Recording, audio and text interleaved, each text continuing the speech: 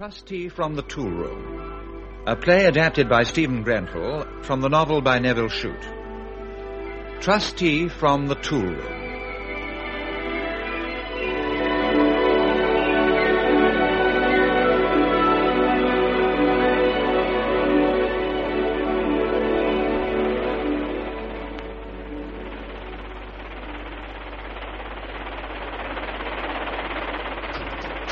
Hello there, Keith.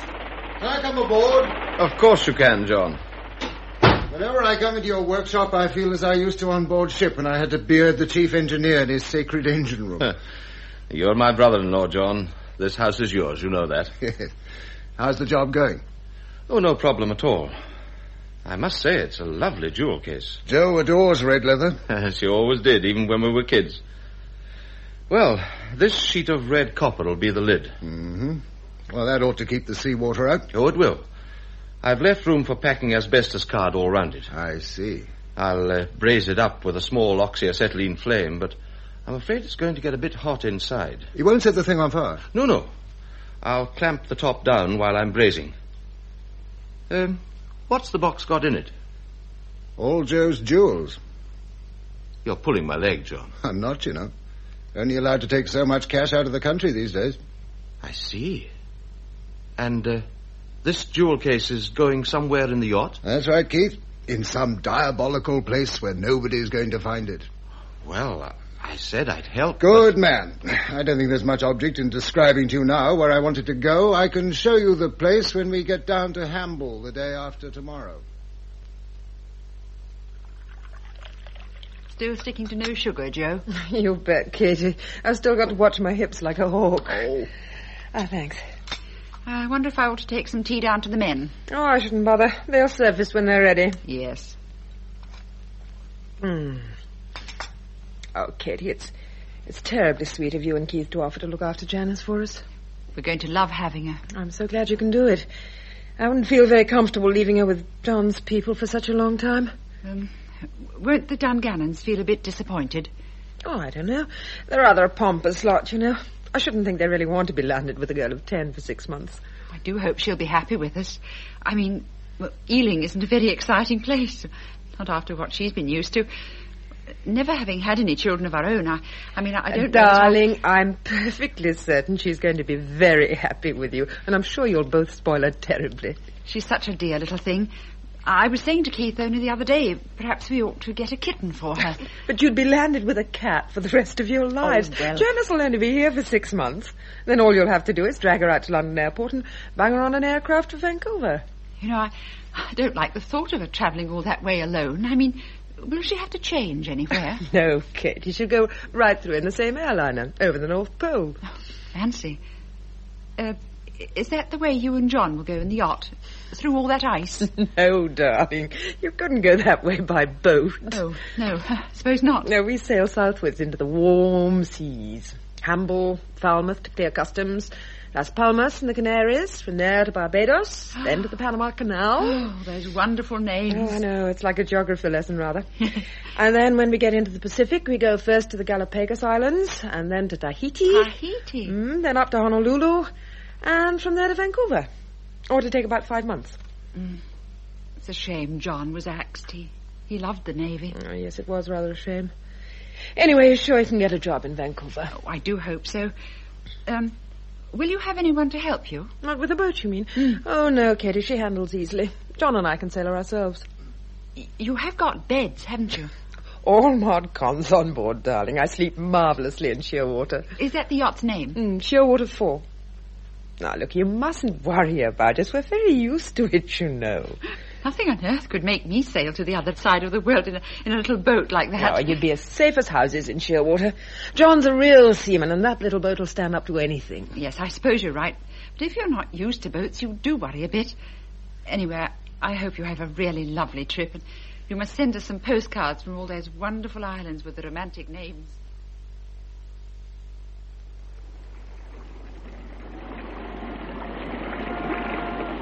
Let's go below, shall we, Keith? Right.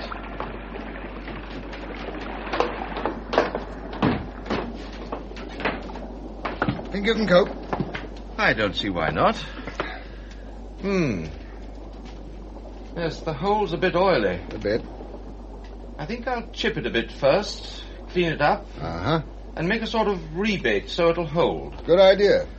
Yeah, I'll make a bed of concrete at the bottom and grease the copper box and set it carefully in the middle. It was a good idea of yours to enclose the jewel case in copper. Well, you don't want seawater seeping in, do you? No ruddy fear. Then I'll fill the spaces round it with the wet mixture and cover it with a smooth layer of the mix. How long will the stuff take to set? Oh, I'd leave the floorboards up for a day or so, John, till it sets. It'll take a week to harden properly, but you can put the boards back. What do we do when we want to get it out? Well, you just cut around the edge with a cold chisel and a hammer. You'll probably be able to see where the concrete's a bit different, but even if you can't, it'll sound hollow when you tap it with a hammer. Yes, I see. The top layer of concrete will come off easy enough because it's only an inch or so thick. Then, when you can see the box, you'll have to cut around with the chisel till you can get it out. You won't have any trouble.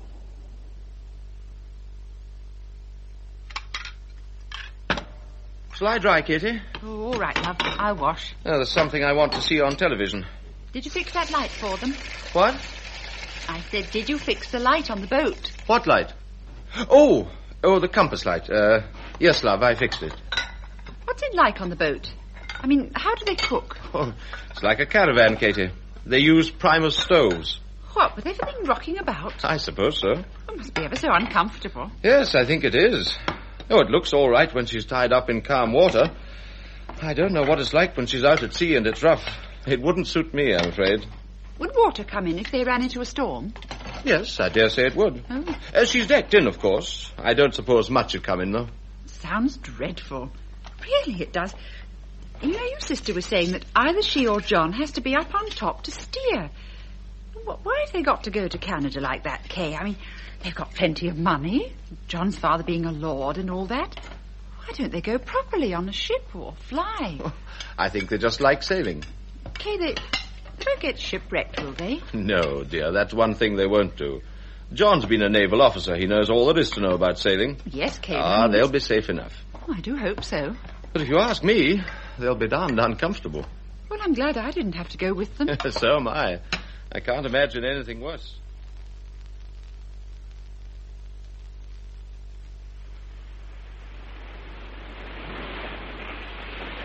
Get the altitudes I called out, Joe? Yes, I think so. I mean, yes. Do you think that island was Real? It was Real, all right. I think we're getting set just a bit to the north, though. You're still steering 240? Yes. Make it 235. Right, 235 it is. Well, we haven't done too badly. Darling, we've done very well. 3.5 months out of England, and we've already reached the Tuamotu group. Yes. No more land now until we make landfall in Tahiti. Another 800 miles ahead. Oh, it's an awful long way. Things are at sea. When we hit Papeete, I'll take you out on the town. Bless you. Glad rags, lashings of champagne, soft lights, sweet music, the ruddy lot.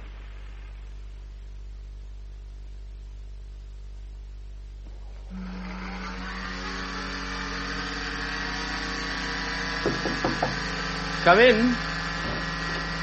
Hello, Janice. Hello, Uncle Keith. Am I disturbing you? No, not really. What you doing? Well, you know I write articles for a magazine called Miniature Mechanic. Yes. Well, I write about how to make models, engines, clocks, things like that. Oh, and you have to make them first. I mean, before you can explain how to make them. That's right. What's the machine that was sort of buzzing when I knocked on the door? That's a Bowley watchmaker's lathe. Oh. I was turning a small piston for a tiny engine I'm making. You're very lucky, Uncle Keith, to have a job that isn't really work. It's work, all right, love. Oh, no, you know what I mean. I mean, having a job that you really like doing, like a hobby. Yes, I suppose I am. Uncle Keith? What is it, my dear? Are you and Aunt Katie sad that you didn't have any children? Why do you say that, Janice? Well, I thought perhaps you were a bit sad. Yes, love. I think we are a bit. Didn't you want to have babies? Well, we did rather. Oh, why didn't you? Well, sometimes these things don't turn out the way people want them to. Anyway, you've got me now, haven't you? Yes, indeed we have. Well, for a bit, anyway. Yes, Janice, we're going to miss you when you leave us. Mm. Where do you think Mummy and Daddy are, Uncle Keith? At this very minute, I mean. Oh, well, dear, I don't really know. Well, going by what they said in their last letter, now, let's see. I'd say they must be getting pretty near Tahiti by now. Oh, Tahiti. It's a gorgeous name, isn't it? Isn't it? Have you been there? Good heavens, no. Do you think you'll ever go there? I shouldn't think so for a moment. Oh, don't you want to? Well, not really, Janice. Whatever would I be doing in a place like that? Oh, I bet Mummy will love it. I'm sure she will. Uncle Keith, was Mummy a good sister to you? Well, when you were both little, in Scotland, I mean. A very good little sister, my dear.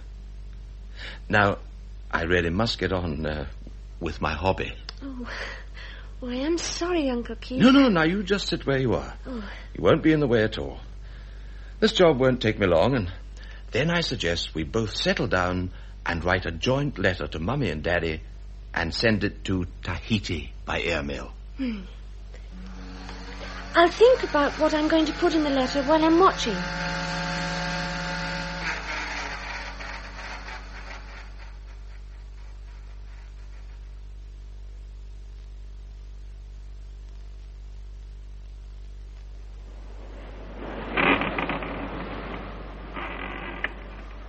It's a bad one, this, isn't it?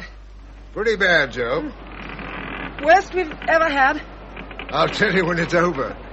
Perhaps we left England too late. Oh, we're not as late as all that. Anyway, we had to see Janice settled in before we left. No, we couldn't have started any earlier. Darling, are we going to make it? If we can keep going like this, I think we'll be all right. It's doing what they tell us in the book, anyway. Well, that's some consolation.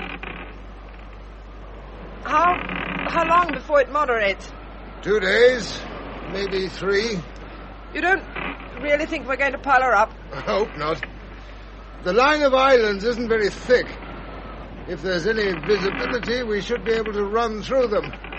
Like a drunk crossing the traffic in the Strand. Oh, we aren't drunk. A bit out of luck, perhaps, but not drunk. I'm sorry about all this, Joe. Oh, we'll be all right, darling.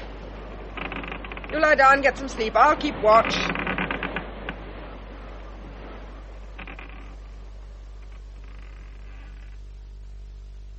Aunt Katie, shall I read you the last bit I've written? Yes, dear, if it isn't private. Well, it is rather, but I don't mind if you know. All right, then. Uncle Keith says I must close now if we're going to catch the post. I do love living with Aunt Katie and Uncle Keith. They've been very sweet to me, and they really do spoil me. But I do miss you both awfully, and I'm looking forward to when you send for me, and I fly to Canada to be with you and stay with you forever. With all my love and kisses, your loving daughter, Janice. You write very well, Janice, seeing you're only 10. Mummy and Daddy will be ever so proud when they get your letter in Tahiti. Do you think they're there by now? Well, I don't really know, Janice. They must be, I suppose. Well, at least your uncle thinks so. Anyway, they're bound to stay there for a little while.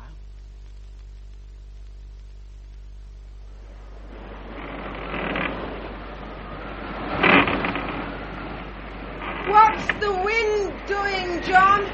Seems to be a bit more over in the west.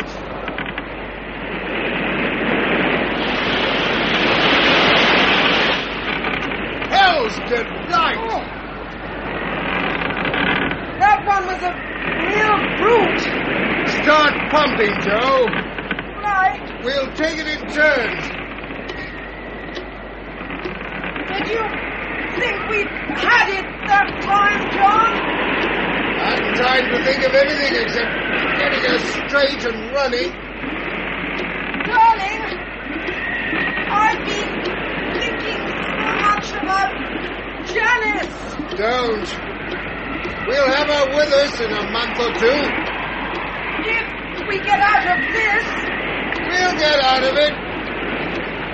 Anyway, if anything should happen, if we buy it, the child couldn't be with anybody better than your brother and Katie. Well, they'll look after her wonderfully, but... Darling, she's only 10. And they haven't got any money. Janice will have. We left everything to her. But, John... She won't have anything. We've got it all here. Oh, God. So we have.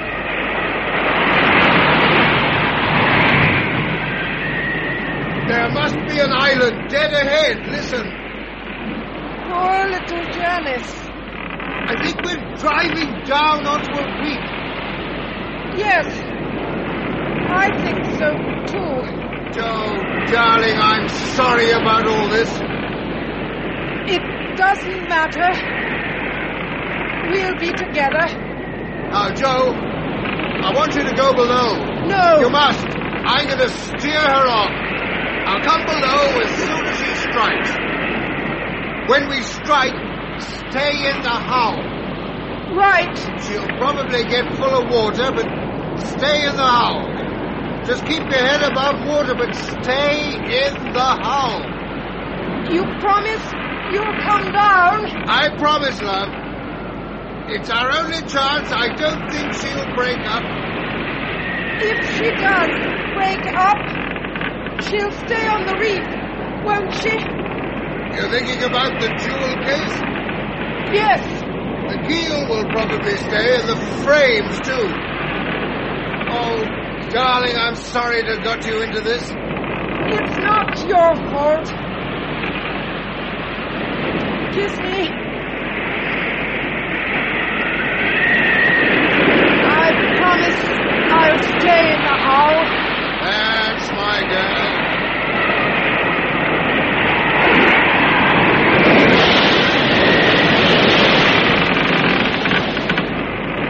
Next one, go!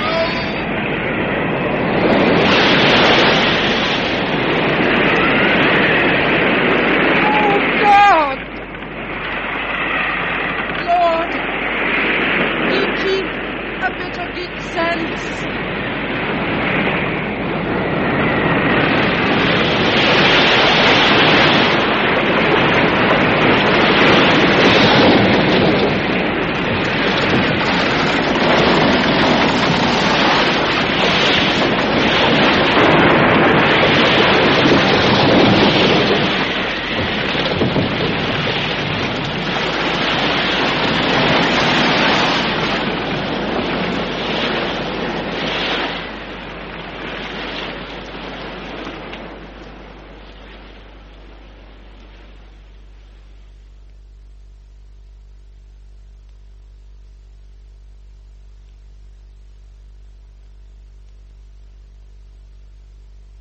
Since you telephoned me the other day, Mr. Stewart, I've had a cable I thought you might prefer to read here in my office.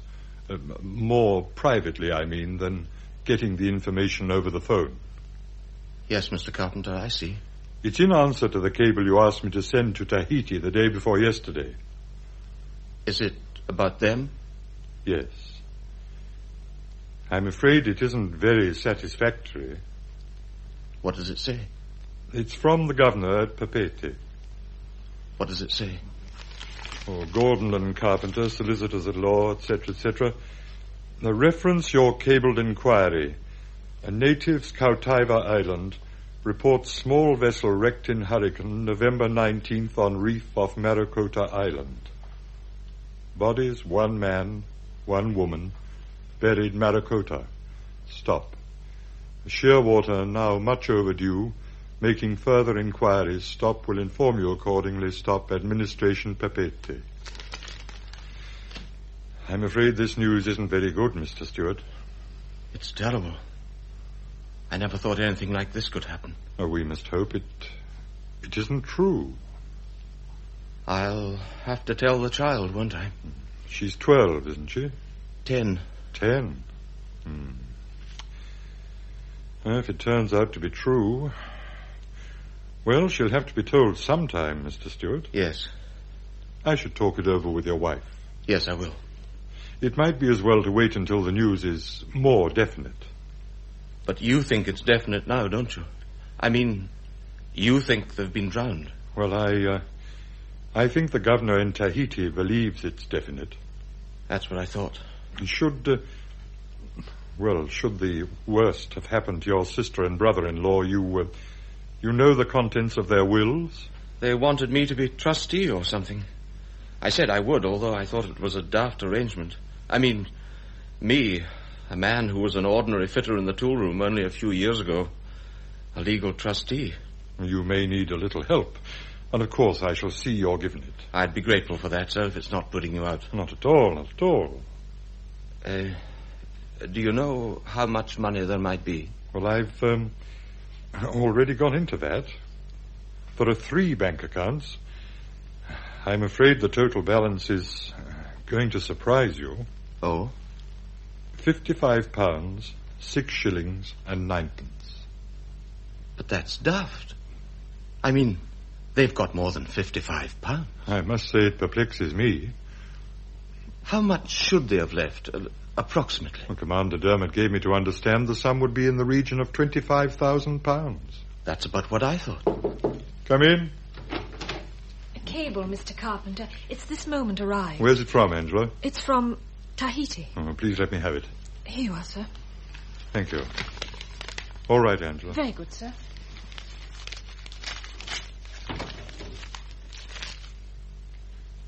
It's about them. Yes, it is. They're dead. I'm afraid so.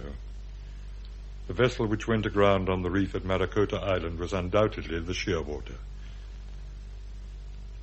They have some of the clothing from the bodies. That's the end of it, then? Yes. I'm so sorry. I'll have to tell Janice now. Yes.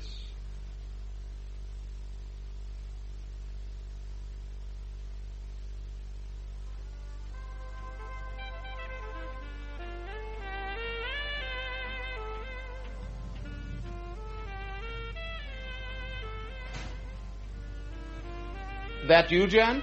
Yes, Uncle Keith. Come in here, Jan. I've got something to tell you. Come in. What do you want to tell me, Uncle Keith? Is it important? It is, rather. Come over here. Look, Jan, you know about boats and yachts. Oh, yes. And how they get wrecked sometimes, running on shore or rocks and things. Oh, you mean running aground, Uncle Keith? Yes.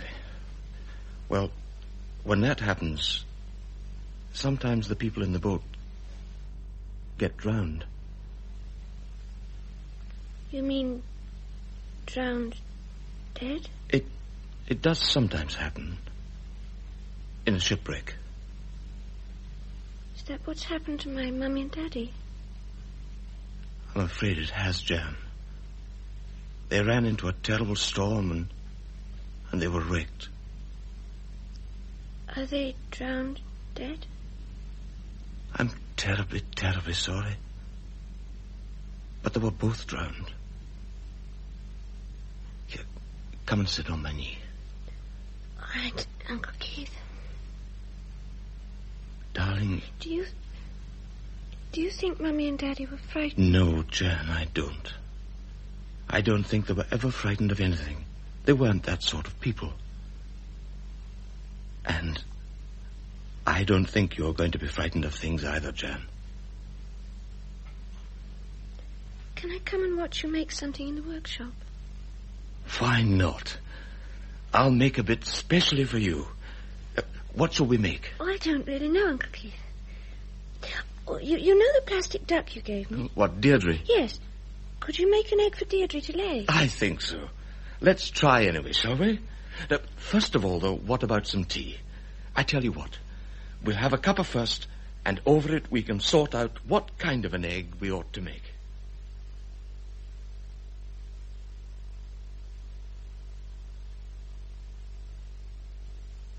I thought you'd want to know as soon as possible, Mr. Stewart. Yes. Yes, indeed.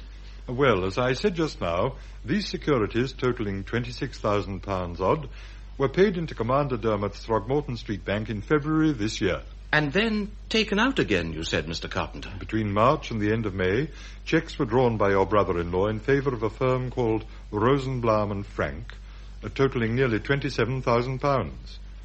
This firm deals in diamonds, Mr. Stewart. But what on earth did John want with diamonds? Diamonds, Mr. Stewart, are readily saleable. Anywhere in the world. I see. Before he left England, Commander Dermot asked young Mr. Frank for the name of a reputable diamond broker on the west coast of America. Yes. Do you think your brother-in-law took those diamonds with him in the yacht? I suppose he might have done. If he did, Mr. Stewart, it was highly illegal. Illegal, sir? Oh, it's illegal to transfer from Britain to a dollar area more than a certain and rather small amount of your capital. Oh, I'm sorry, I didn't know that. And dollars are very short in this country these days. If he did attempt to take those diamonds with him, well, I'm afraid the prospects of recovering them do not appear to be particularly rosy. Well, we don't know how badly the yacht was wrecked. A wooden yacht, wrecked on a coral reef some distance from land. I think she must have broken up, otherwise the bodies would hardly have been washed ashore. Yes, that's true. Then it's only 55-odd quid. I'm afraid so. Well, Katie, my wife, she says we can manage. If you'd like me to, I'd have no hesitation in approaching the Dungannon family on your behalf. No, Mr. Carpenter, we'd rather you didn't.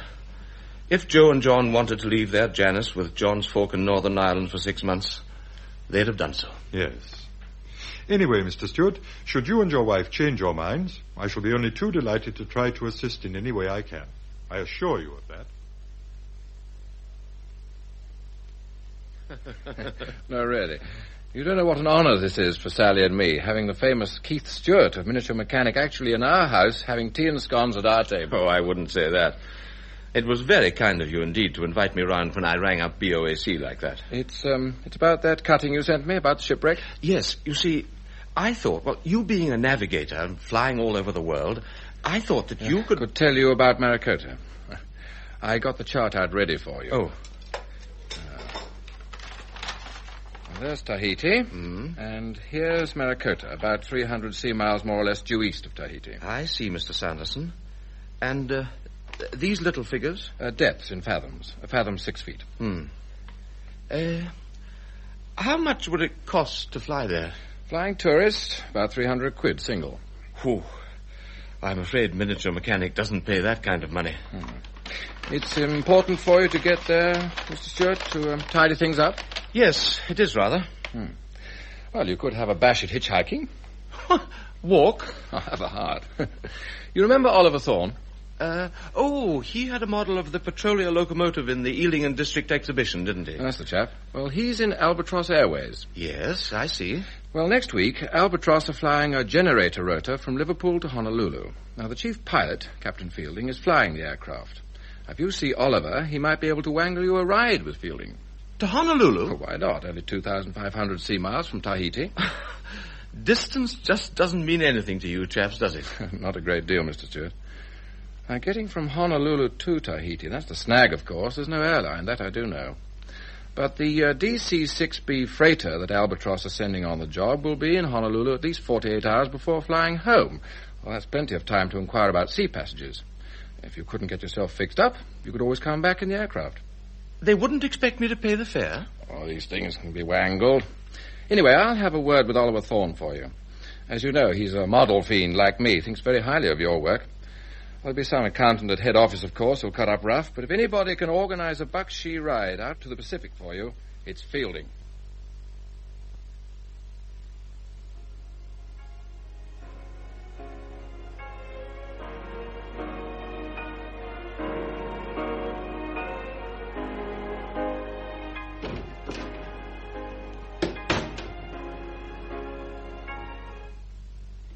Do you mind, Katie? You've got something to talk to me about, haven't you, love? However did you know? Sit down, Kay. I know what it's about. But how? Well, if you will go talking on the telephone about places like Tahiti and all the rest of them. At times you beat me. Well, you remember that day I went down to the yacht? To fix a light? Yes, Kay.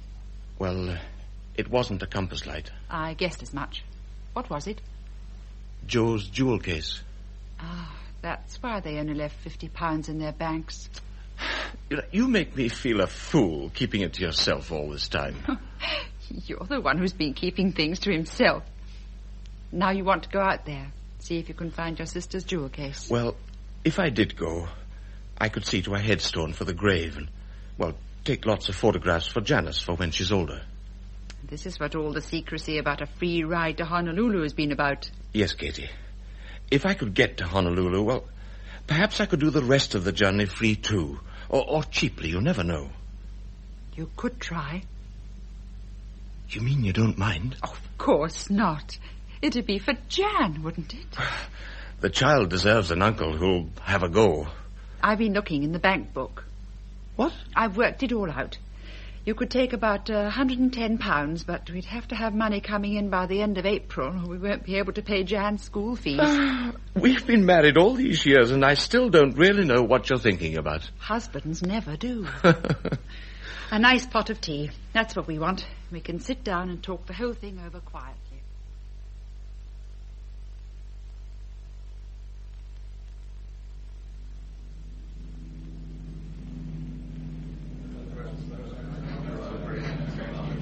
Chaps. This is Mr. Keith Stewart, miniature mechanic. Not the Keith Stewart. Well, I do write those articles. I suppose you're a subscriber. A subscriber? Are you kidding?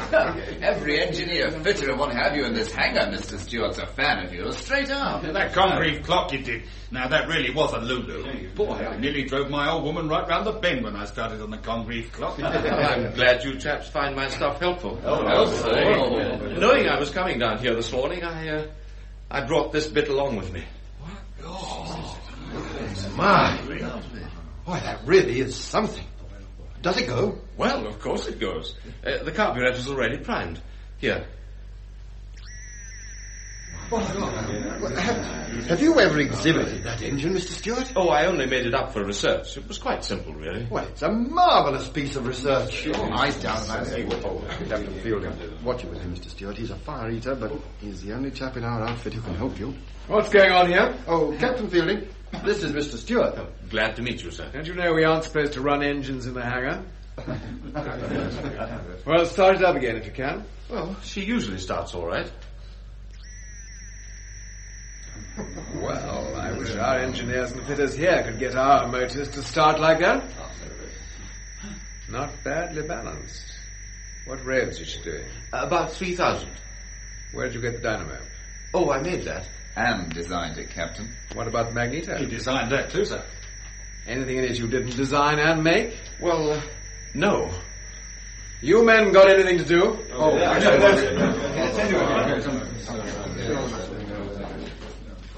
Right now, Mr. Stewart, Oliver Thorne said that you had a problem to discuss with me. Well, if you've got the time, sir. Well, I am a bit pushed. Anyway, let's have it and see if there's anything we can do.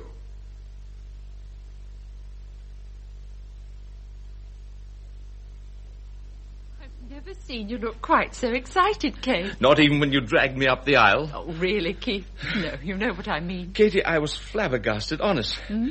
They'd all told me what a tough fire eater this chief pilot, Captain Fielding, was. Well, he told everybody else to buzz off, and then he said, "All right, Mr. Stewart, you're in. Get cracking on your passport, American visa, and vaccination certificate." Just like that. And then, well, it was almost as though he was a young kid. He said, "Mr. Stewart, I know it's probably an awful bore for you, but I really would appreciate it if you would give me some gin on that engine you brought along." Did you? Well, of course I did. You'd have thought I was doing him a favour and not the other way around. And what's so strange about that? You don't seem to realise, Keith, that you really are quite a famous person. I mean, all those letters from all over the world that come to the magazine for you.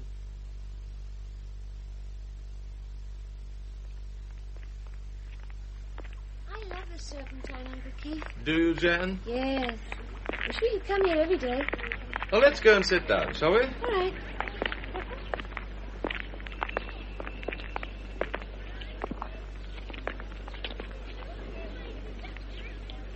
Jan. I know, Uncle Keith. You've got something to tell me, haven't you? Tomorrow morning, before you're even awake, I'm setting off to fly to Tahiti. You've decided to go to that place where Mummy and Daddy were drowned? I want to see about selling the engine and, well, you know, things like that. You're going to see Mummy and Daddy properly buried? Yes, that's one of the things I'm going out to do. Uncle Keith? Yes, Jan. You remember when you took me into your workshop and you made those 2 lovely eggs for Deirdre the duck to lay? Of course I do. Well, would you like to take one of my eggs with you? Why, yes, Jan. That would be a marvelous thing to take there. Which one would you like? Or which one can you spare most? Oh, no, that's not fair. You've got to choose. All right. The grey one. Oh, good. I was so afraid you'd say the blue one because I like the blue one best. Then everything's just as it should be. Uncle Keith? Will you take your camera, too? Yes, Jan. Yes. You can be sure I'll take that with me.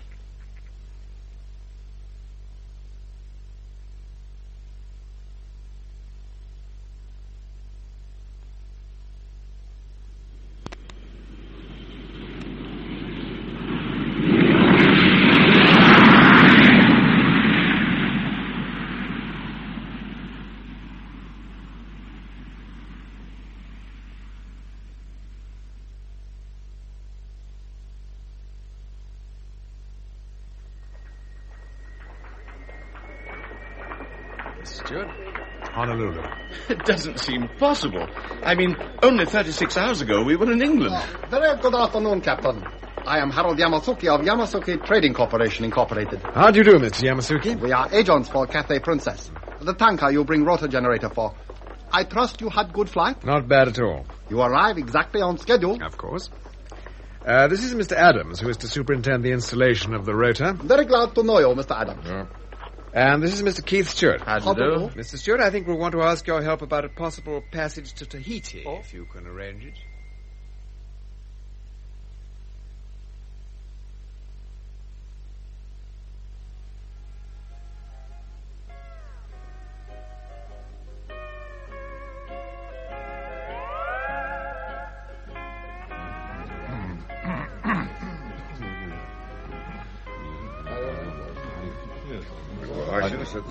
This Hornet you made, Mr. Alec Bourne. Mr. Bourne.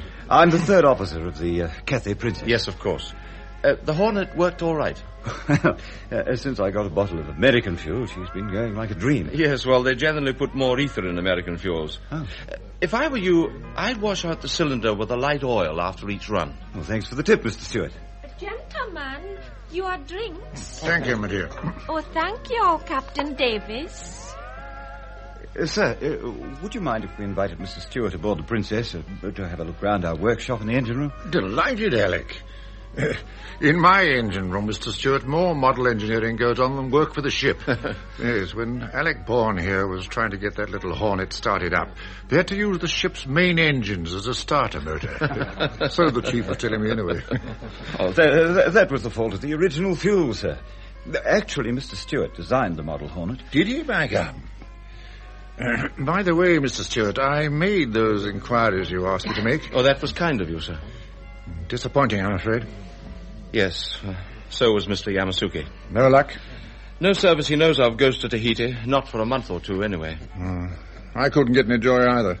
There might be an odd tramp or two, but I don't know of any. Of course, you can fly from here to Samoa, but it's a ruddy long way round. Oh, well. Thanks all the same, Captain. Pleasure. Sir, there's always Jack Donnelly. Nonsense, the man's mad.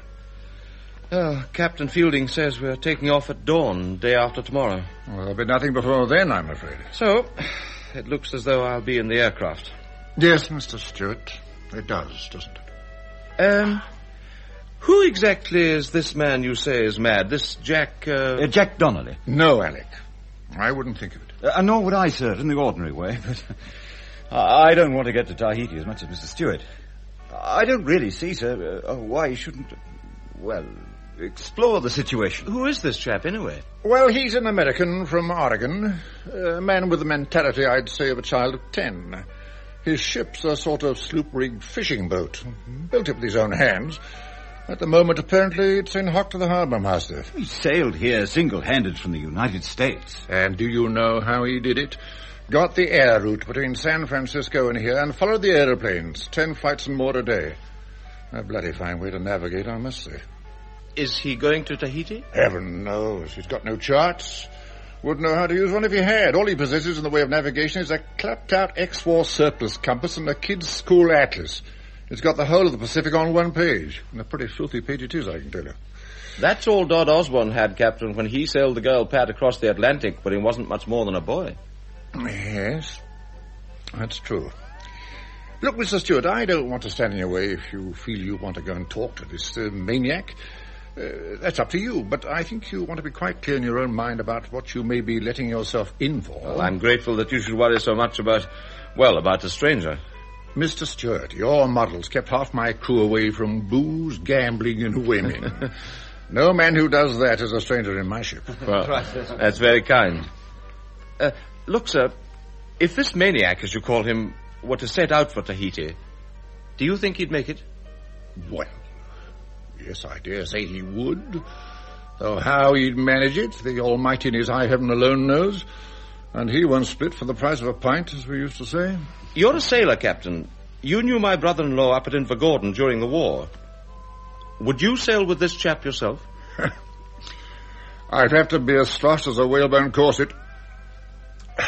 No, to be serious, Mr. Stewart, if I was absolutely desperate, and I'd had to be ruddy desperate, mind you, and I simply had to get there, whatever the risk, why, yes, I think I would. That's good enough for me. Now, for heaven's sake, let's have some more beer. Wah, Hanover. Honey, fill 'em up.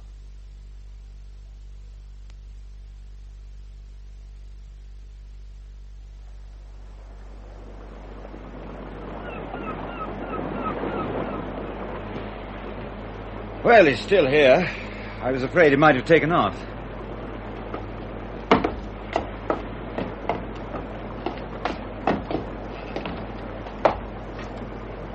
Jack Donnelly! You aboard, Jack? I've got a friend I'd like you to meet. Jack! Show a leg there!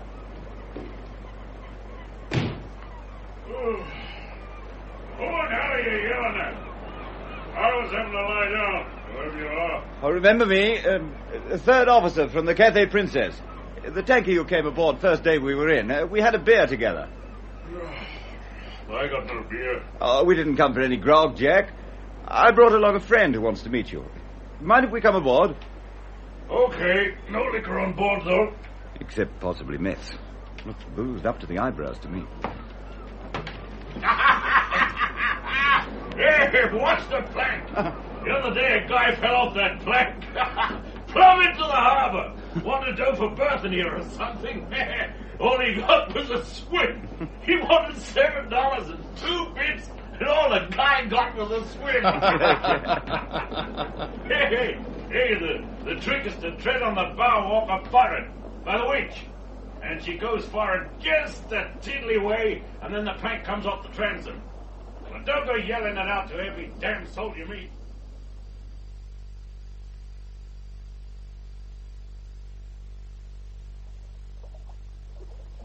Say, Mr. Keats. Keith Stewart.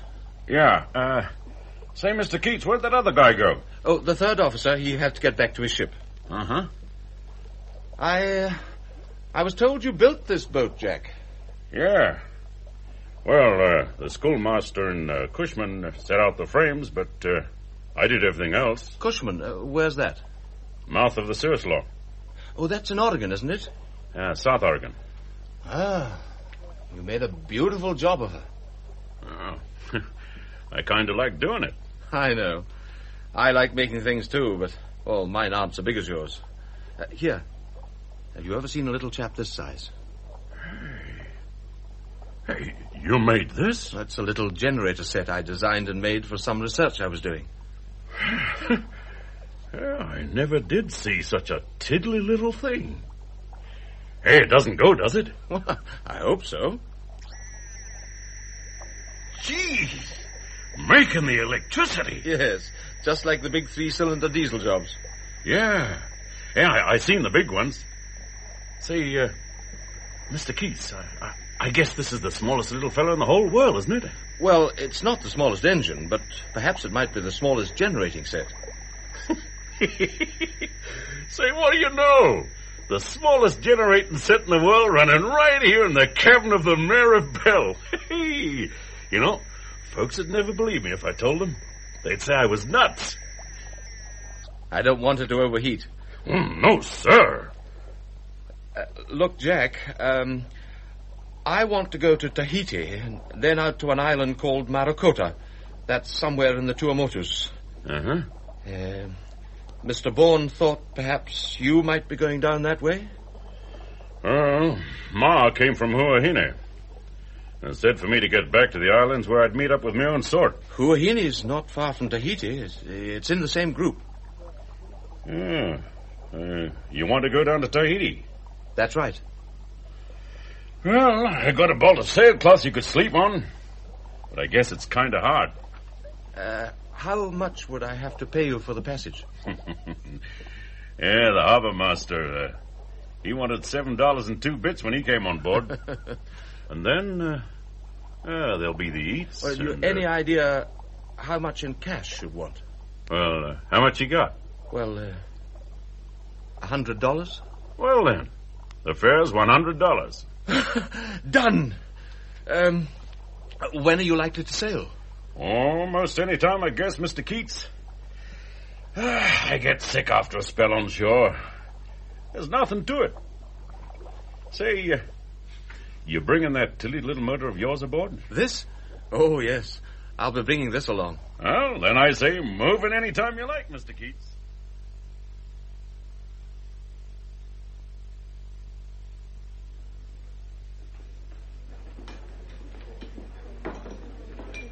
Hello there, Mr. Stewart. Afternoon, Captain Fielding. Have a beer. I don't think I will, thank you. It's a bit early for me. Did you meet your cracked and ancient mariner? Oh, he's not as mad as they make out. Then, Mr. Stewart, you won't be flying back with us tomorrow. If you don't mind, no. Do you mean this nut's actually going to Tahiti? Anywhere, so long as it's away from here. He'll take me to Tahiti, all right. Sure? I think so. Awful big place to see. Yes, Captain Fielding, I realize that. How much water storage has he got? Well, I saw a 40-gallon drum on the deck. And the trip's going to take how long? About 6 weeks at a rough estimate. Then, old man, you're going to need a drop more of the old Pani. Yes, I suppose we are. And you know I shall now go down in the history of Albatross Airways. For the rest of my life, I shall be known as the bloke who flew Keith Stewart to Honolulu and let him take off with a crazy half-Yank, half-Polynesian fisherman on a dicey voyage across half the ruddy Pacific. Oh, but surely... I'll be besieged at Albatross by all the readers of Miniature Mechanic in Britain and torn limb from limb. Oh, well, let's knock a couple of beers down the hatch.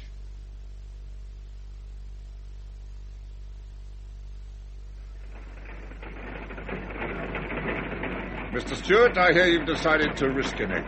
I've paid for my passage to Tahiti, Captain Davis. Has your ship got a motor? No. Well, that's one small mercy. I don't really see... I don't suppose he's ever had his compass swung. Oh, I see. Just keep your eyes open and see the Nit doesn't put a bucket down next to the compass when he needs it most. Oh, it makes a big difference, does it? One hell of a big difference. Then I'd best watch it. He hasn't got a sextant either, has he? I don't think so. Nor do I. This man, Matlow, looks to see which way... Mind your ruddy back now, you dark bastard. We're trying to get the flaming generator aboard in one piece. This character navigates by tooling along behind aeroplanes. If there aren't any aeroplanes, he has a deco to see if there are any mangrove seeds floating around. If mangrove seeds happen to be conspicuous by their absence, he has a bash at that compass of his. And that's usually wrong, I'd say. You won't put me off now, Captain Davis. No, Mr. Stewart, I don't think I will. It occurs to me that perhaps a number of people are apt to misjudge you at times. I don't think you're the sort of man who's easily put off when he's set his mind to a thing. Well, sir, I really have to get to Tahiti somewhere or another. Ever used a sextant? No. I've often wondered how it's done. Well, now's your chance to learn. I don't understand. That's right. Drop the whole damn thing on his head. That's why we had it flown out from Liverpool at heaven only knows what cost to the owners. Mr. Stewart, I've taken the liberty of asking my navigator to gin you up in the use of a sextant. Do you really think... I'm presenting you with a sextant, a nautical almanac, and some charts. That's terribly good of you, but... You won't be an expert, but a meridian latitude would give you a lot of information. It's the easiest sight of all to take. You could learn to take one in 5 minutes. Oh, I'm very grateful indeed. He'll write it all down for you. Thank you. Don't thank me. Put it down, Mr. Stewart, to the many hours of pleasure you've given my crew. That Congreve clock now, that was really something. One of these days, when I retire, I'm going to have a bash at it myself.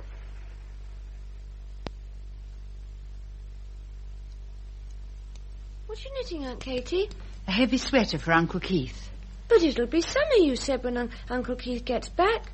Or spring, anyway. Oh, but it's terribly hot out there, Jan.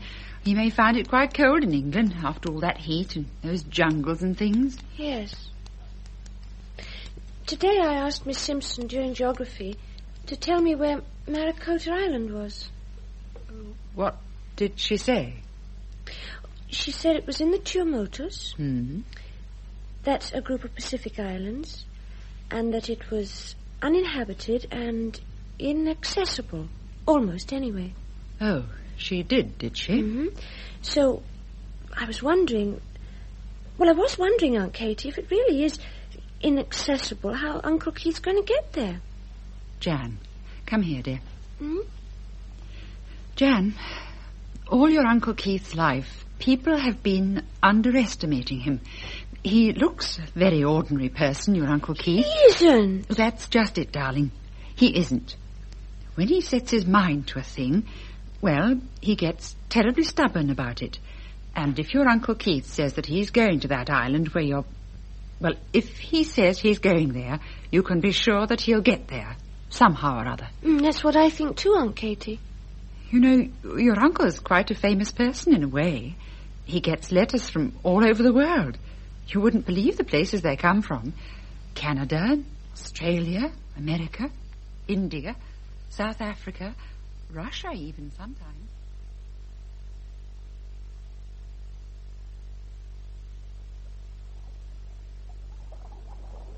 That thing you got there, Mr. Keats, I seen on marine store windows. It's a sextant. Yeah? Tells you where you are, don't it? Not unless you're better at it than I am. But I think it may tell us how far we've gone. Oh, is that so? Well, I can tell you that. Yeah, see them pencil figures on the bulkhead there? Oh, I wondered what they were. Well, that's how far I figured I'd sailed every day, coming from San Francisco. Yes, but how did you know how far you'd come each day? Oh, my dad taught me. And each day, I'd figure it out. When you got here, Jack, how did it compare with the real distance? Well, tell you the truth, I never did get it all added up. Came out different each time. Say, where's my atlas now? Oh, yes, here it is. Yeah, well, now, it says here, on my chart, 2,098 miles. 2,098? Yeah, and when I pitched up here, a newspaper guy came on board and added them figures up of mine. What's it say there on the bulkhead? 2,237. Oh, well, you don't go straight all the time. You get way off course, and that makes it more. But you're only about 7% out. You allow 4% for course deviations, then your error over the whole voyage was only 3%. Oh, is that good, Mr. Keats? Good? It's phenomenal, Jack, without navigational instruments and aids. Oh, my dad showed me how. I guess the old man really knew. Yes, Jack. I guess he really did. Say, Mr. Keats, you are going to bring that little motor along what makes electricity? Oh, yes. I wouldn't leave that behind. Yeah. Smallest in the world, eh? That right, Mr. Keats? Yes, I think so. Hey, say, how long does it go on one fill of gas? 10 or 12 minutes. I've got a whole bottle of gas with me. Huh? And, we could run it every day? Yes, I think so. Oh, that's swell. Hey, say, Mr. Keats, you seen that schooner yacht up the head of the basin? Oh, the one with the 3 masts? Yeah, she is a 3-sticker. I guess we'll board her before we sail and, check up on our course, huh? Shall I, bring my charts along? Oh, don't see why not, Mr. Keats. Can't do no real harm. That's what I figured.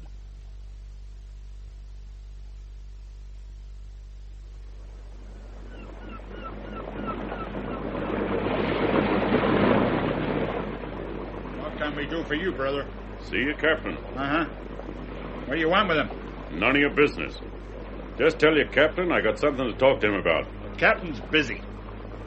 You go tell your captain like I said. Sure. Sure thing. You guys go up and wait on the jetty. Mr. Keats and me, we'll wait right here. Okay. Some guys just come aboard and think they own the ship. Who are they, Ed? A couple of guys see the captain, Miss Ferris. Won't say what their business is. You haven't come from Manuel, have you? Manuel? We've come to see the captain. Well, don't you know Manuel? Well, who's he?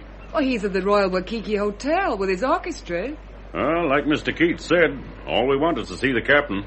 Oh, you're nothing to do with Manuel. Nope. You're a sailor by the look of you. Want a job? The captain might take you on. Though I doubt if he could fix your friend up. Mr. Keats and me don't want no job. Just want to ask your captain about the course down to the islands. Oh, well, sorry you've been troubled. I thought you were from Manuel. Say, I'd like to see her with no clothes on. Wow, she'd peel off real nice, Mr. Keats. Jack, I don't suppose you're likely to get the chance. I've heard she's the daughter of an American millionaire. She's a woman, ain't she? The captain will see you two guys now. This way. Name's Captain Peterson.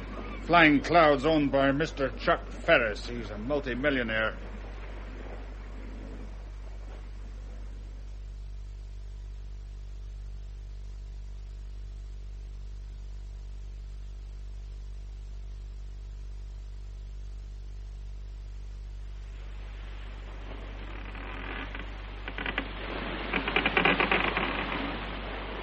You sick yet, Mr. Keats? Not yet. No. Come and take the tiller, then.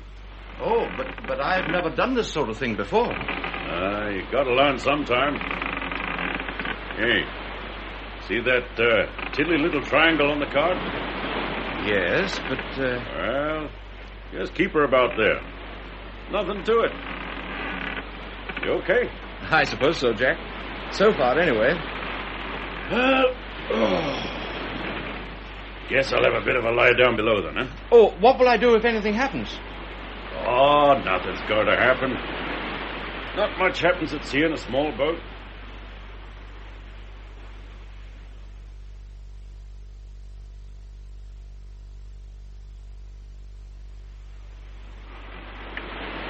Mr. Keats, know something? What's that, Jack?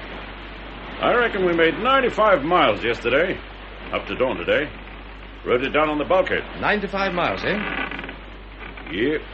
Hey, say. Hey, look at that. What is it? Yeah, a frigate bird. That's the third I've seen. But it's a gull, isn't it? No. That's a frigate bird. Much bigger than a gull. Yeah, see his forked tail? That guy's going home someplace. Well, how do you know that? Well, that sort don't spend nights at sea.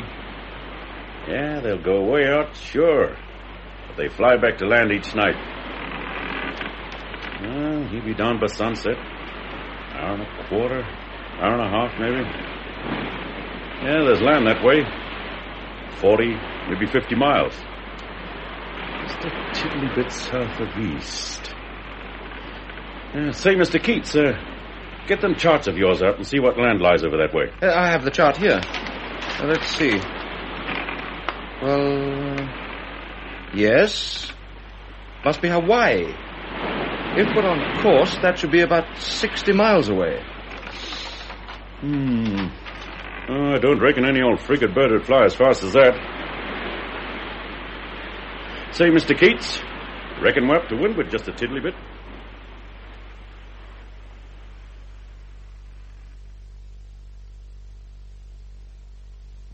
Good morning. Can I help you? My name's Fielding. I'm chief pilot of Albatross Airways. If possible, I'd like to speak to the editor of Miniature Mechanic. Oh, that's me. McNeil's the name. Oh, good Lord, you've come about Keith Stewart. That's right. Oh, sit down, Mr. Captain. Captain Fielding. Thanks. Oh, well, Keith Stewart hasn't... I mean... I'm the pilot of the air freighter which took him out to Honolulu. Oh, yes, I see. I thought you might like to know how he was getting on. Did he get a passage to Tahiti, wasn't it? That's right. Well, he got a passage of sorts. That's really what I wanted to talk about. He was going there on a sort of fishing boat, a thing without even an engine. That doesn't sound like Keith. He's not really what I'd call an adventurous man. Wouldn't you? Well, apparently he couldn't get anything better. We were all a bit worried about it, but he made up his mind and there wasn't anything we could do about it. But it's quite a distance, isn't it? About 2,400 miles. Good heavens. Sea miles, Mr. McNeil. Say close on 3,000 land miles. And you say Keith, our Keith Stewart, is seriously intending to sail that fantastic distance in a tiny fishing smack? Yes, that's about the size of it. I think you better tell me exactly what's happened, Captain Fielding. I mean, Keith is one of my freelance contributors, the best known. Miniature mechanic wouldn't be the same without him.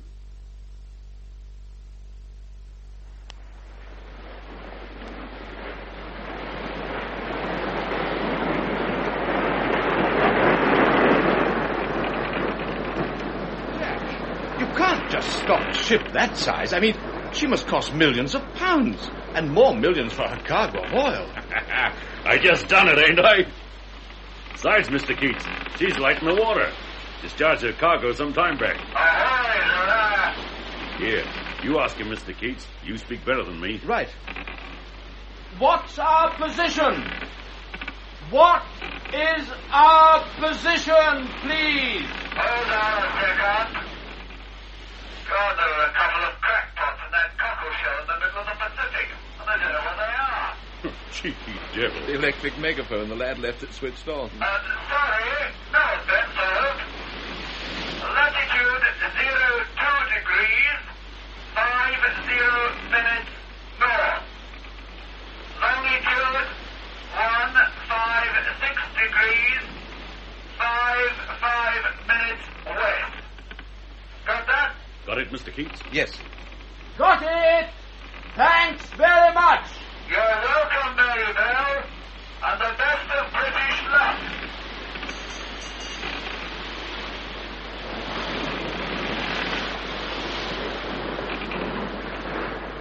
You figured out how far we are from Christmas Island? Only 74 miles. Well, how far ought we to be? About 250. Hey, say, see those limeys still waving? Oh, well, guess we'll put up a point to windward. Right. Now, I just knowed this morning when we saw that patch of seaweed, we was getting down to leeward a tiddly bit.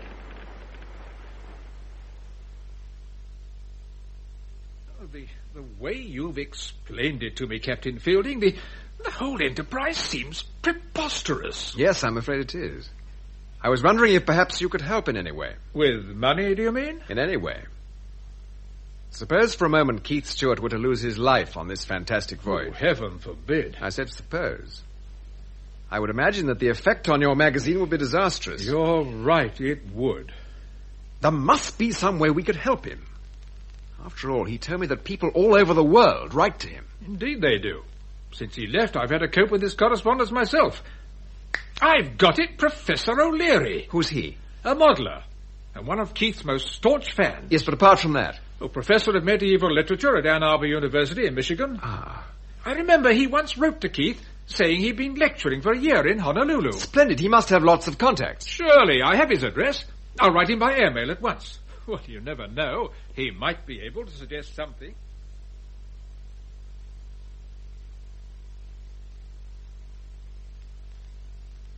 That letter I gave you to read, Molly, what do you think? Keith Stewart. Wasn't that the man you had lunch with in London 2 years ago when you visited Europe, Cyrus? That's the man. Oh, you hardly stopped talking about it for months afterwards. It was the highlight of my stay in London. Oh, you men who make toys. That Congreve clock he designed is no toy, my dear. Well, the man's obviously in need of help. And who do I know who's an admirer of his who can help? Dave Coulson? No, Indianapolis. That stockbroker's clerk in Toledo. No. A farmer down in Maryland, Sam. No good.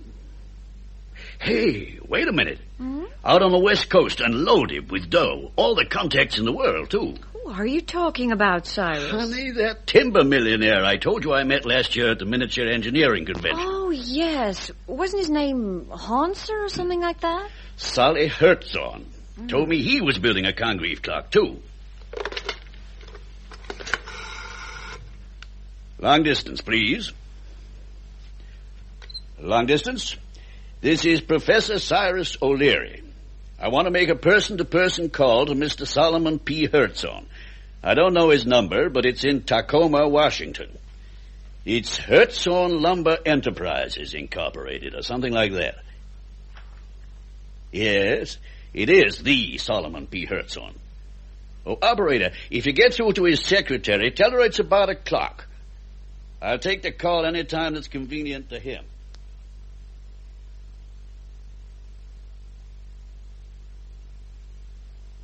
Professor, this is a real pleasure. For me, too. Well, how are you making out with that clock we discussed last time we met?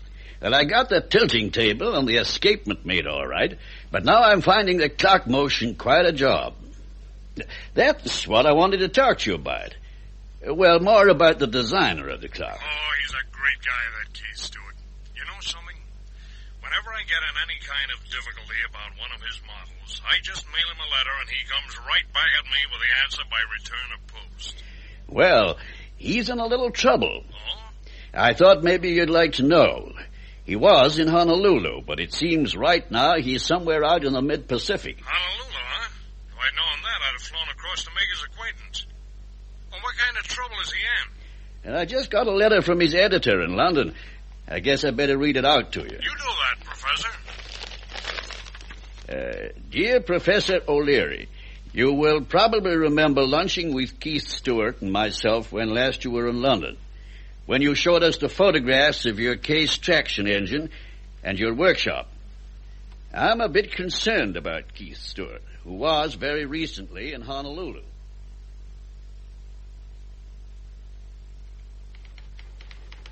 Yeah.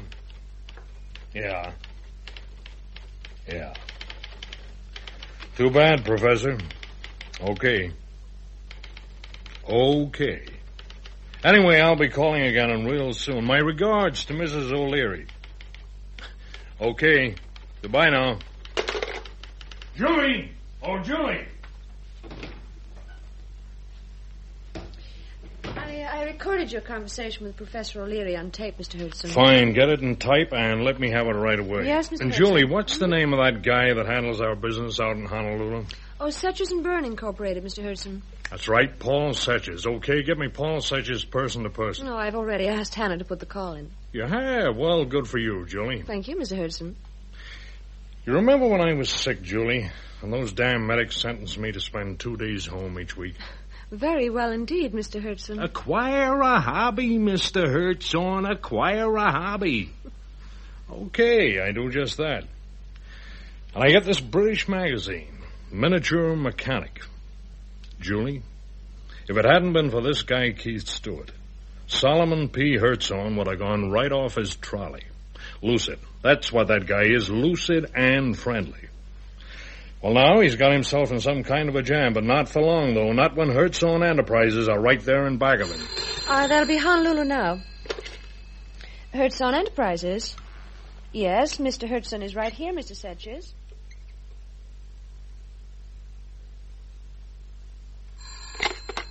Chuck Ferris. Look, Mr. Ferris, I'm sorry to call you as late as this. I said for you to call, Jim. Well, what did you find out? Sure, I'm sorry, Mr. Ferris, but this thing hasn't panned out quite the way I kind of figured it would.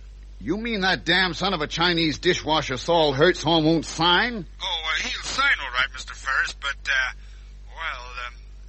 what he wanted was something kind of different. How much kind of different? Mr. Hertzon wants to borrow the Flying Cloud.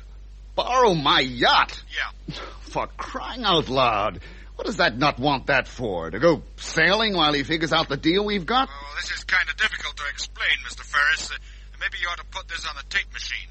Shoot, Jim. Go on. My memory's okay. Well, Mr. Ferris, it seems that some years ago, Mr. Hertzon had a very bad spell with his health, and his medical advisor said for him to get a hobby he could do in his own. Why, sure, Mr. Ferris. A fishing boat called the Mary Bell left the harbor here in Honolulu maybe 2 weeks ago. Damn. How many people on board, Captain Peterson? 2, I guess. The captain, a nut called Donnelly, and the other was a kind of passenger. He was a limey who seemed all hell-bent on getting down to Tahiti. Nuts, too, if you ask my opinion, Mr. Ferris. Nuts or not, this limey's by way of being a special friend of Saul Hertzhorn. He is? Yeah, and Saul's head up to hell about the risk this guy's taking going across the Pacific that way. He hasn't got any dough. I guess that's why he went with Jack Donnelly. Saul Hertzhorn hadn't got any dough when he started, nor had I. No, sir. Now listen carefully, Captain. Aye, aye, sir. I want you to get up steam in the Flying Cloud right away and follow the route these 2 crazy characters have taken to Tahiti. Aye, aye, Mr. Ferris. If you catch up with them, fine and dandy. If you don't, I guess it'll be because they've been shipwrecked or something. In which case you just visit every damned island in the Pacific you reckon they could be on. Aye, aye, Mr. Ferris. But find this guy, Keith Stewart. Yes, Mr. Ferris, but what'll I do when I find him? Put my yacht at his disposal. What? You heard me, Captain Peterson. This Englishman wants to visit the Tuamotus or someplace where his sister got wrecked. Oh, when he's been wherever he wants to go, I guess you'd better come straight back to Seattle. And mind you bring Mr. Stewart with you. Saul Hertzhorn wants to meet him. And, Captain, I have a mighty big engineering deal cooking with Saul. Yes, Mr. Ferris. Oh, Mr. Ferris. Yeah? About Mrs. F. Staphios, will she be coming with us? My daughter, I forgot all about Dawn. She with you now? Mr. Ferris, she's on shore someplace. I wouldn't know. Maybe the Royal Waikiki Hotel. Music with Manuel, Mr. Ferris. Yeah, I understand, Captain Peterson. Look, if she comes on board within the next 2 hours, ask her to call me, huh? Yes, sir. Otherwise, tell her how things are yourself. And, by the way, my daughter isn't Mrs. F. Staphios anymore. The divorce went through. Dawn can move into a hotel on shore, or she can sail with you, Captain. Or she can come right on home. You tell her that, will you? With love and kisses from her old papa. But whatever my daughter may decide to do, Captain Peterson, you sail for Tahiti first thing in the morning. Okay, Mr. Ferris. Bye, Captain. Goodbye, Mr. Ferris. What a soft old bastard.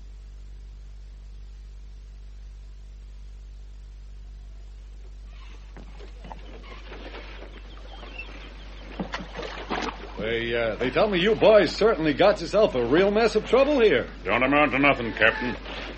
Papers. Nobody ever told me we got to have all them papers. We've been towed here to the quarantine anchorage, Captain Peterson. By rights, you really oughtn't to be aboard. Oh, I know the chef to port pretty well, Mr. Stewart. I think you can forget about the summons, the bill of health, and the other things. I was able to smooth things over. Well, we're both very grateful. Oh, yeah, Captain. You 2 characters sailing that fish boat all the way from Honolulu to Papeete. I'd just never heard of anything to beat it. Jack Donnelly knows how to sail. It's as simple as that. In any case, Captain Peterson, what's the Flying Cloud doing here in Tahiti? The last time we saw you, you were tied up in the yacht basin in Honolulu. Well, Mr. Stewart, I guess it's kind of a long story. I don't reckon I really know where to begin. Say, Mr. Stewart, do you by any chance know a guy called Saul Hertzhorn? Hertzhorn? An American? Oh, sure. Well, I've had some letters from a Solomon P. Hertzhorn. He lives in Washington. That's the capital, isn't it? That's Washington, D.C. No, Saul Hertzhorn lives in the state of Washington, up in the Northwest. I live there myself. You know anything about Saul Hertzhorn? I know his secretary's got an electric typewriter, and I should imagine he dictates to her by the length of his letters. He's building one of my Congreve clocks. He's not very experienced, and so he writes me rather a lot of letters. And you answer them? Well, good Lord, yes, they all need answering. I mean, to an amateur, a Congreve clock is a fairly tricky piece of work. Well, I'll be gol-darned. Mr. Stewart, any idea just who Solomon P. Hertzhorn is? Why do you ask me like that? Sal Hertzon's the biggest lumberman on the West Coast. He's a multi-millionaire so many times over it'd make your head spin. It seems, Mr. Stewart, he thinks a real lot of you. He knows you're here, how you got here, and all about the wreck of the Shearwater. And your sister. For heaven's sake. Yeah, Sal Hertzon's like that. But it's fantastic. Well, there it is, Mr. Stewart. Anyway, my boss, Chuck Ferris, is a friend of Sal Hertzon's, and he spoke to me long distance, told me to follow you, find you, and put this yacht entirely at your disposal. But the man must be mad. That's what I sometimes think, too, Mr. Stewart. Or, sir, as I guess I'd better begin calling you. I can't believe it. Look at it this way, Mr. Stewart. You took a lot of trouble answering letters from a complete stranger. Yes, but then Maybe some of them were stupid questions. I wouldn't know. The fact is, you made a friend. And boy, what a powerful friend.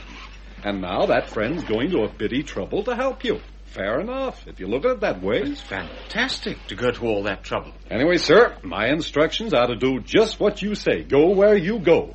And issue you with a personal invitation from Solomon P. Hertzon to visit with him a couple of days on your way back to England to help him with his clock.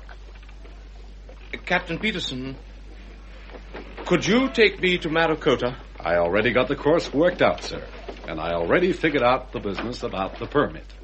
We can sail in 30 minutes.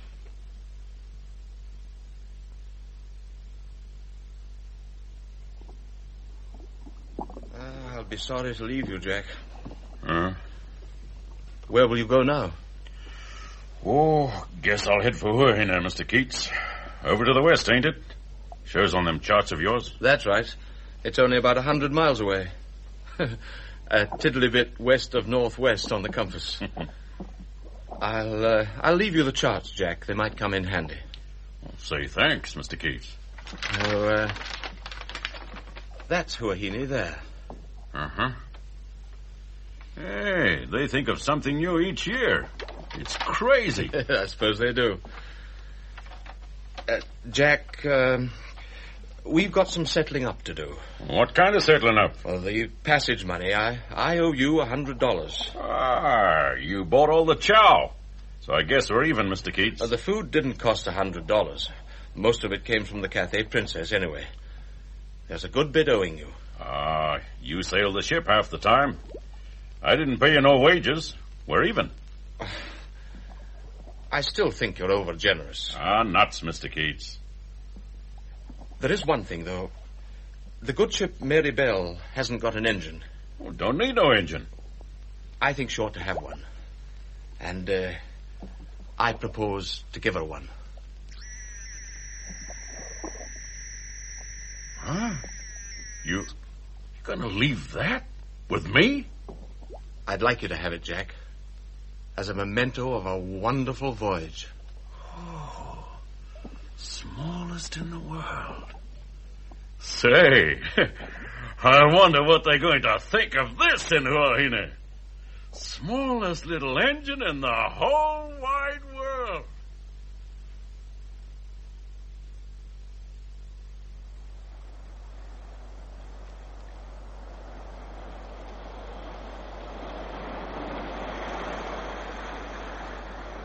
Stewart, there she is, Maracota. And those timbers there? Yes, that's the wreck. Just past the Great Coral. That's Shearwater. Can't believe it. I was on board that boat only 6 months ago in the Hamble River. You can go ashore by launch. Would it be possible for me to spend 24 hours alone on the island? She was my only sister. I don't suppose her daughter Janice will ever come here. Well, I'd like to take a lot of photographs. Quite easy to arrange, Mr. Stewart. And, if possible, I'd like to borrow a hammer and a cold chisel. A hammer and a cold chisel? Oh, the engine may be worth saving. I can have a look anyway when I've cut the bolts loose. Yes, I guess perhaps it may be worth saving. Well, I reckon I'll go see about the launch and your provisions.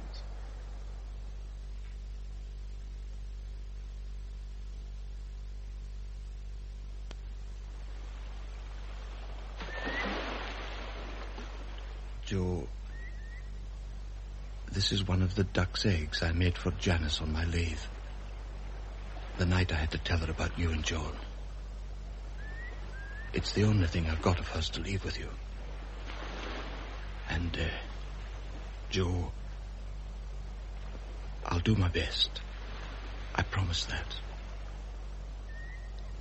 Oh, Lord, give my brother Keith a bit of good sense. Goodbye, Joe.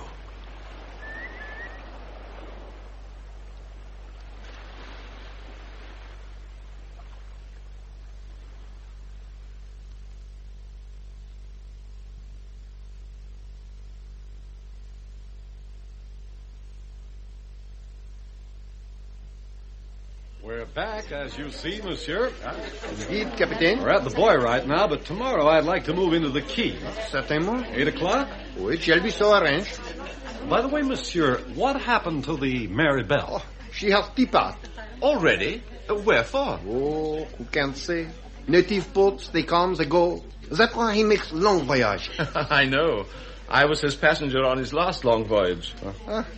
This time, he took a passenger as well. A passenger? A lady? Oh, no. Oh, yes, Captain. A lady from your ship. Mademoiselle Ferris, avec la tête châtaine, whom you leave behind in the hotel. For heaven's sake! Well, what do you know? When did they sail? 2 days after you. On a westward course? That is true. Chuck Ferris is going to eat me in little pieces, bit by bit. The more I see of women, Captain, the less I know. You can say that again. At my age, it is better to stick to wine, huh?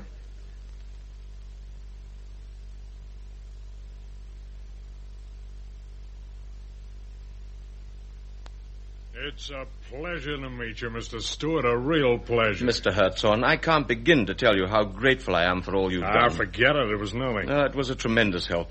We really were in trouble when Captain Peterson turned up. If it hadn't been for him, don't think I'd ever have got to see the place where my sister was buried and put a headstone on the grave. Only too pleased to be of help, Mr. Stewart.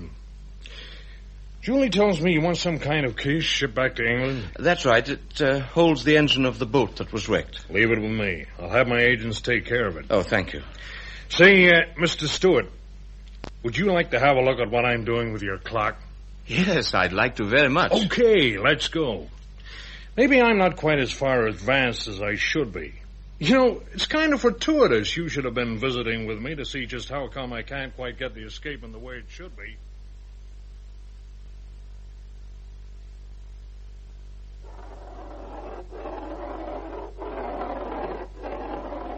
You've made a very good job of the tilting table, Mr. Hertzhorn. You really think so? Indeed I do. It's a beautiful job.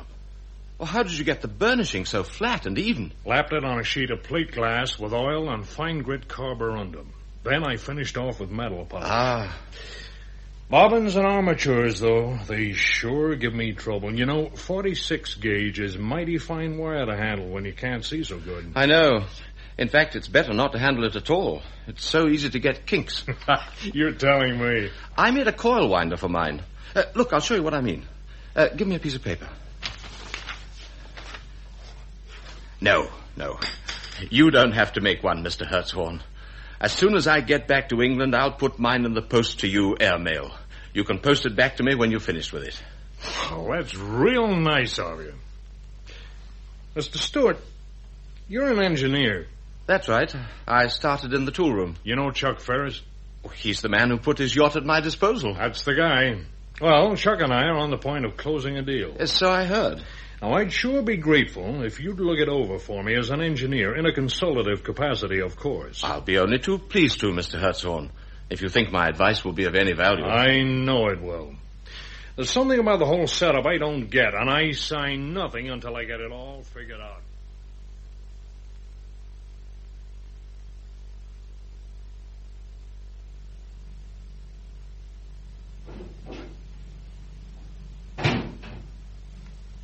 Jan? Uncle Keith! Miss me? Oh, yes. Oh, it's been horrid not having you here to make things for me. Where's Aunt Katie? Oh, she'll be home soon. She gets off an hour earlier now. She started doing that when you went away. Uncle Keith? Yes, Jan? Did you go where Mummy and Daddy are buried? Yes, Jan, I went there. We had a stone made, and I put it up to mark the grave. I took a lot of photographs for you. Thank you, Uncle Keith. I'll take them up to London tomorrow to be developed. We mustn't trust an ordinary chemist with these. No. Were they buried on an island? Yes, Jan. On an island with the sea all round. Nobody lives there, you see. It's only a little island, and, well, there isn't any water for anyone to drink. Can you hear the sea from the place where they're buried? You can hear the sea all round. Oh, I'm so glad. Mummy and Daddy love the sea. And, I left the grey egg with them, because I thought they'd like to have something that was yours. I buried it just underneath the sand. Thank you, Uncle Keith. Thank you so much for everything.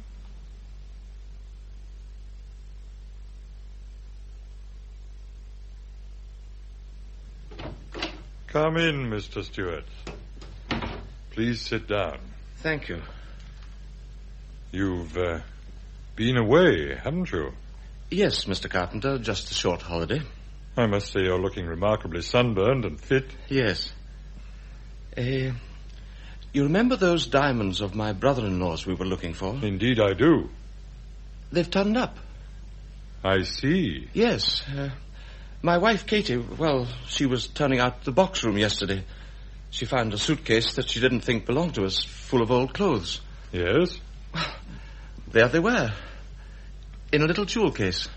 How many were there? 47. Here they are. 47. The exact number of stones Commander Dermot bought from Rosenblaum and Frank. Yes. Well, I'd better leave them with you. This yellow stuff all over them, this yellow gummy deposit, they haven't been stored in oil, have they? Not since yesterday. Yes. Well,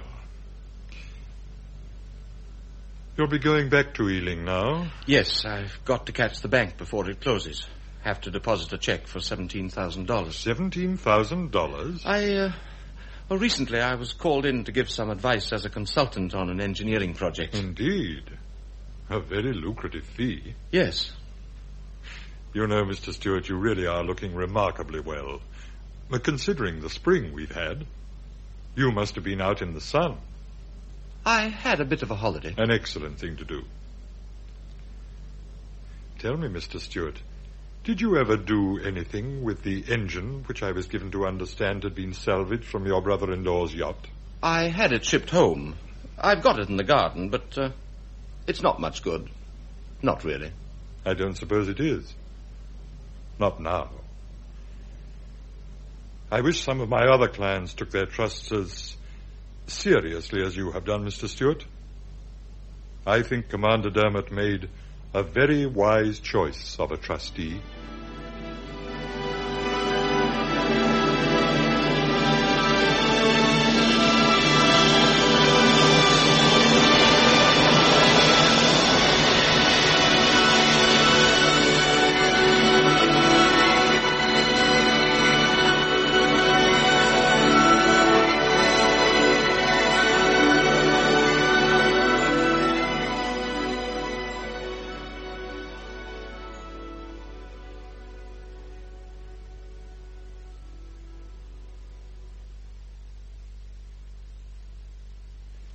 That was Simon Lack as Keith Stewart and Enia Taweta as Jack Donnelly in Trustee from the Toolroom, adapted by Stephen Grenfell from the novel by Nevil Shute.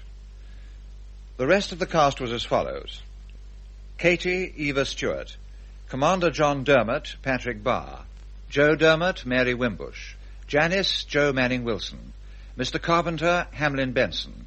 Peter Sanderson, Frederick Treves. Oliver Thorne, Garrard Green. Captain Fielding, Peter Howell. Alec Bourne, Bruce Beebe. Captain Davis, Rafe Truman. Dawn, Nicolette Bernard. MacNeil, Norman Claridge. Silas O'Leary, Eric Anderson. Molly, Isabel Rennie. Sol Hertzhorn, Robert Ayres. Chuck Ferris, Guy Kingsley Pointer. Jim Wilfred Carter, Peterson Peter O'Shanassy. Other parts played by members of the BBC Drama Repertory Company. The play which was recorded was produced by Betty Davis.